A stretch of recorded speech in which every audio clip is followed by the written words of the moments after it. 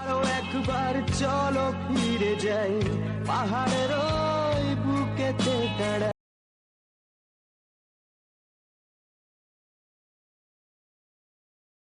যে এখন এত ভোরেই কেউ বেরোবে না। আমাদের যেহেতু একটা জায়গায় যাওয়ার আছে, সেটা হাওড়া স্টেশনে গিয়ে বলবো। তো সেখানে যাওয়ার জন্য আমরা বেরিয়ে পড়েছি। রাস্তাঘাট পুরো ফাঁকা, যতটা দেখানো যায় তোমাদেরকে দেখাচ্ছি। ভোর 4:45 বাজে। উঠে রেডি ফেডি হতে আমাদের যেইটুকু টাইম লাগলো। দেখি এখন কিসে যাওয়া যায় সেটাও দেখাবো। এখন যেহেতু ভোর, রাস্তাঘাট পুরো ফাঁকা থাকবে, পুরো রাস্তা সিগন্যাল। আমরা উঠলাম 5টার সময়, কটায় নামছি তোমাদেরকে আমি বলবো। ভোর বলে রাস্তাঘাট পুরো ক্লিয়ার, চট করে পৌঁছে যেতে পারবো। বুঝছি টপিক রোড ফাঁকা, এরপরে সিটি মল আসবে। টপিক রোড না, यूं ही चला चल रही, यूं ही चला चल रही, कितनी हसीन है ये दुनिया। फूल सारे झमेले देख, फूलों के मेले, बड़ी रंगीन है ये दुनिया।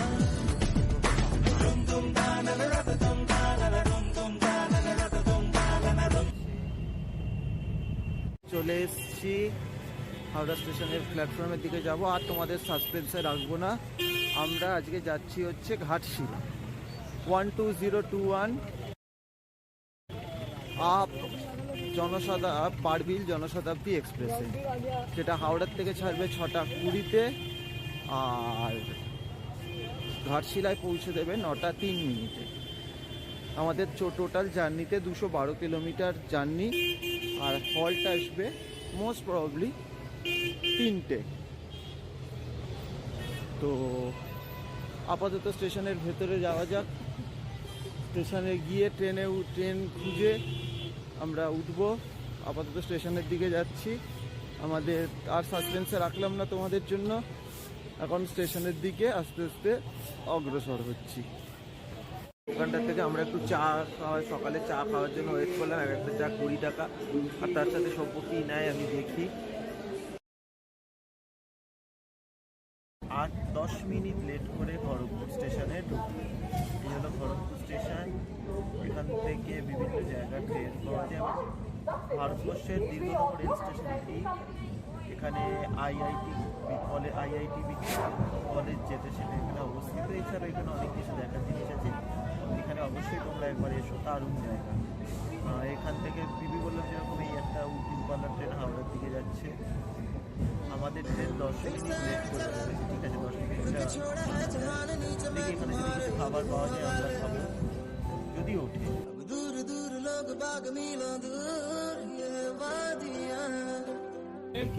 আর আমাদের যেটা মধ্যপ্রদেশের দিকে, আর ওই দিকেরটা হায়দ্রাবাদ। 40 টাকা করে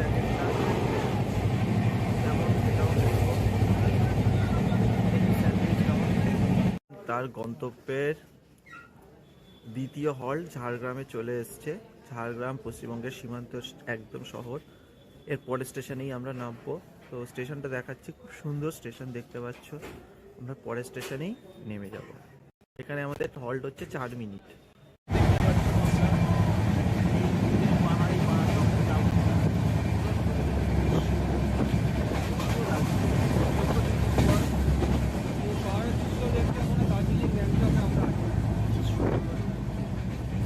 আমাদের ট্রেন নির্দিষ্ট সময় থেকে 16 মিনিট লেট, অর্থাৎ 9টা 19-এ ঘাটশিলা স্টেশনে পৌঁছেছে। ঘাটশিলা স্টেশনটা দেখায় একটু। অসাধারণ সুন্দর স্টেশন, পাহাড়ের মধ্যে স্টেশন, দেখতেও খুব সুন্দর লাগছে। স্টেশনটা অত্যন্ত সুন্দর এবং খুব মনোরম শান্ত স্টেশন, তোমরা দেখতে পাচ্ছ। চলে যাচ্ছে,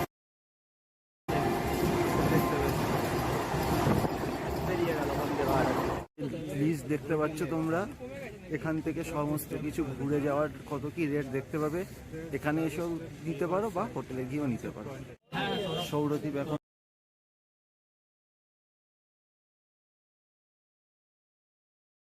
খাট একটা সোফা, একটা টিভি দিয়েছে, একটা টেবিল, ওপাশে টেলিফোন, এসি আছে, এই বাথরুম। ঠিক ঠিক আছে, সব ঠিক আছে। তো এটা তোমাদেরকে আমি ডেসক্রিপশন বক্সে নাম্বার দিয়ে দেবো, তোমরা বুক করতে পারো। আলমারির মধ্যে সব রাখা যাবে। দুটো টাওয়ার নিয়ে রয়েছে, জানলার বাইরে রয়েছে, জানলাটাও সুন্দর। হোটেলটা মোটামুটি ঠিকই আছে, দেখিয়ে দিলাম। আমরা এখন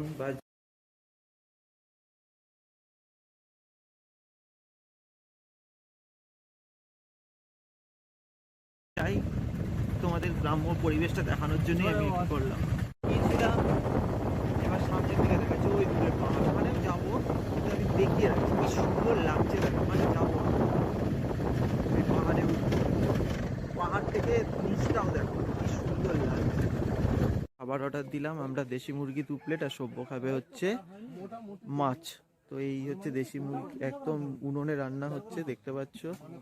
তো যাওয়া যাক, এবার কোথায় যাই। এটা দেখো কি সুন্দর লাগছে, জাস্ট অসাম, মানে চারিদিকে পাহাড়, অসাম লাগছে। তোমাদেরকে জাস্ট দেখো, সভ্য কিছু বলো। এই দৃশ্য দেখলে তোমাদের বাইরের দৃশ্যে আরো অনেক কিছু মনে পড়বে। দেখো এখানে একবার তোমরা এসো, আমি সবাইকে রিকোয়েস্ট করবো একবার তোমরা এসো, অসাধারণ জায়গা। দেখো 4টে পর্যন্ত। 4টের পর কি হাতি বেরোয়? হ্যাঁ, অন্ধকার হয়ে যায় তো এখানে।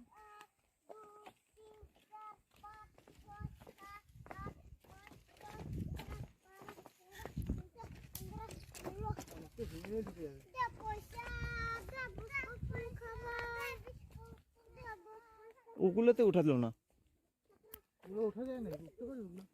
ওগুলোতে উঠলেই ভালো লাগতো। যাই হোক, দূর থেকে পাহাড়টা দেখো তোমরা, ওখানে যেতে পারলাম না।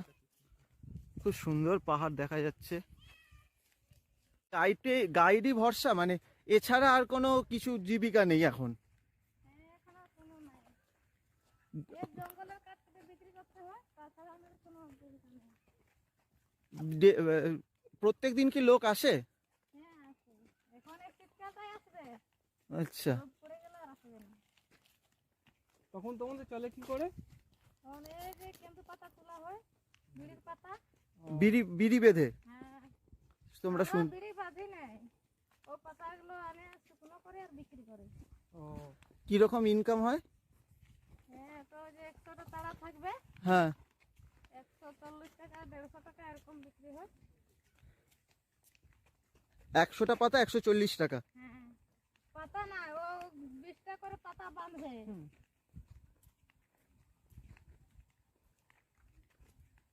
শুনতেই পাচ্ছ দিদির কথা।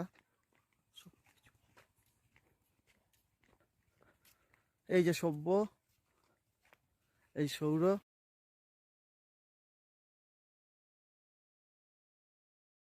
ফলস, ওপর থেকে জল পড়ছে, দেখতে পাচ্ছ তোমরা। অনেক কষ্ট করে আসতে হয়, যাই হোক জায়গাটা খুব সুন্দর, দেখতে পাচ্ছ। বেরোয় কি কি সাপ বেরোয়? অনেক রকমের, ও কালো গেল,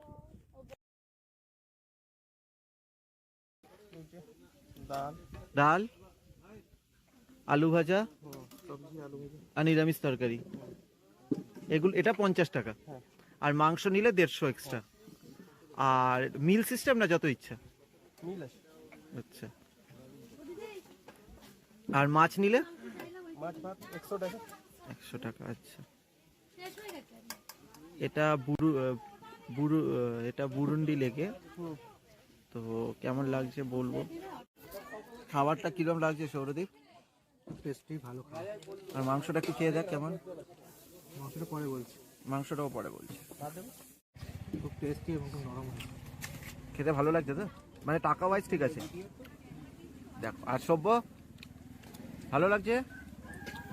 কি সুন্দর জায়গাটা একবার দেখো তোমরা। এখানে বোটিং হয়, আমরা বোটিংও করব, সেটাও দেখাবো, কিন্তু তার আগে জাস্ট ভিউটা দেখাচ্ছি। ভিউটা অসাধারণ, অসাধারণ ভিউ। বুরুন্ডি লেকের ধারে, সামনে পাহাড়, মাঝখানে লেক। মানে তোমরা যদি ঘাটশিলায় আসো, অতি অবশ্যই বুরুন্ডি লেকে আসবে। অত্যন্ত সুন্দর প্রাকৃতিক দৃশ্য দেখা যায় এখানে। টিকিট নেব, নিয়ে আমরা বোটিং করব। তো চলো লাইফ জ্যাকেট পরা যাক।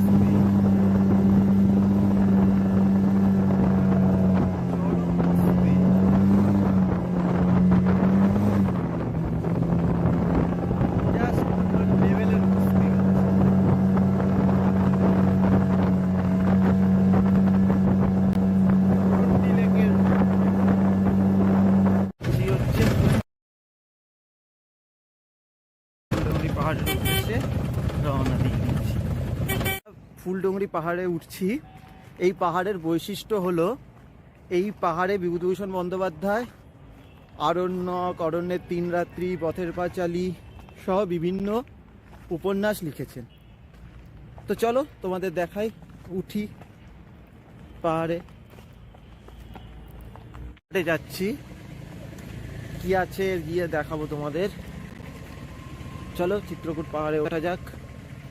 একদম চিত্রকূট পাহাড়ের চূড়ায় রয়েছি এখন। এখান থেকে রেল লাইনও দেখা যায়, রাস্তা দেখা যাচ্ছে। সভ্য টাইটানিকের পোজ দিচ্ছে, দেখতে পাচ্ছ সৌর দাঁড়িয়ে আছে। এটা একদম চিত্রকূট পাহাড়ের সব থেকে উঁচু চূড়া। ওইখানটা দিয়ে রাস্তা, এখানে ট্রেন। কি অপূর্ব দৃশ্য দেখতে পাচ্ছ তোমরা। আসলে অবশ্যই এগুলো ঘুরবে, খুব ভালো ভালো জায়গা এখানে। এটা হচ্ছে সুবর্ণরেখা নদী, চার পাশে বিভূতিভূষণ বন্দ্যোপাধ্যায় প্রচুর গল্প লিখেছেন, উপন্যাস লিখেছেন। তোমরা দেখতে পাচ্ছ এখন শীতকাল বলে একটু ভাটা রয়েছে, তো সূর্যাস্তের সময় এখানে খুব সুন্দর লাগে। তোমাদের দেখানোর জন্য আমি এখানে এসেছি। কেমন তোমরা এখানে অবশ্যই এসো একবার, ভালো লাগবে অবশ্যই। মন্দির দেখতে পাচ্ছ, মায়ের মূর্তি। ক্লান্ত বলে আজকে আমাদের খাওয়াটা দেখাতে পারলাম না। আমরা রাত্রে খেলাম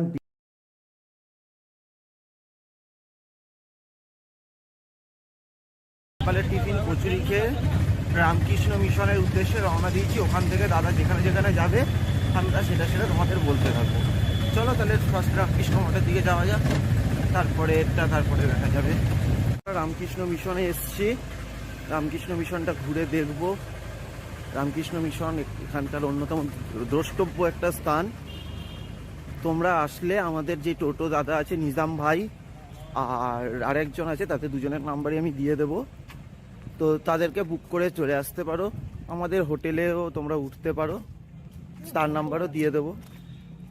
আপাতত ঘুরছি, খুব সুন্দর জায়গাটা। এই হচ্ছে রামকৃষ্ণ মিশনের মেন মন্দির।